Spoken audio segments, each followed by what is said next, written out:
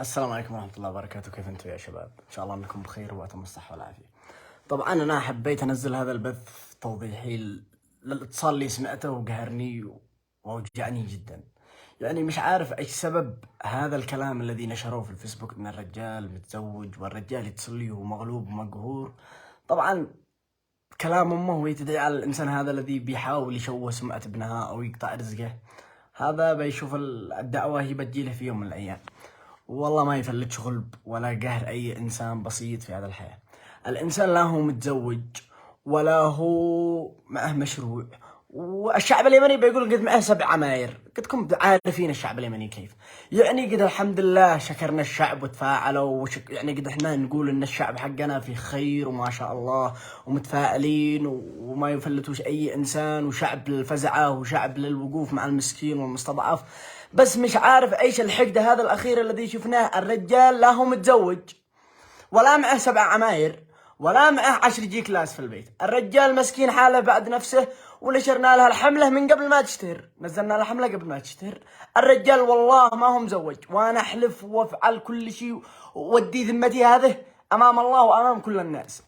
عيب الرجال والله انه تصلي وهو مقهور ويبكي. يا خلق الله حرام تظلموا الآدمي بكلام مشوا عليه. وطبعا لحد الآن الرجال ما عاد أمه جت من البلاد، والله إن عاد أمه جت من البلاد قبل يومين ونزلت تبشر له المرة، وقد احنا إن شاء الله مجهزين، وقد احنا نقول ننزل نخطب له. والرجال والله إنه مصر بيقول ما قدرش يشد أخطب إلا لما أحصل لي المشروع حقي وافتح البقالة.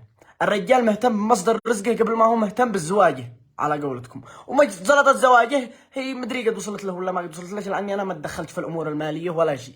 انا مع الرجال بنستلم له الهدايا، وشكرا للمحلات اللي جابوا له الهدايا واوفوا معه، وباقي محلات خيرات وان شاء الله انها بنزوره.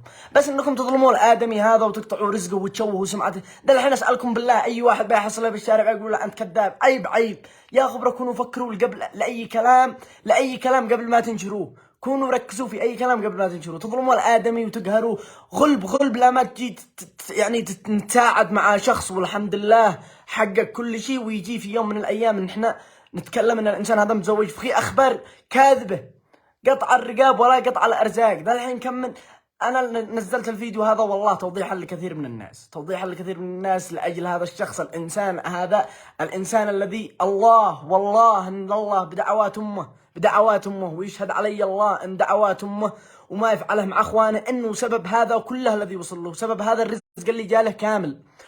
وان شاء الله ان الفيديو هذا وصل. الرجال والله ما هو مزوج، والذي نزل عليه بهذا الافتراء ربك والله ما يفلته من قطع رزق انسان، والله ما يتخارج لا في حياته ولا في دنيته. وسلام.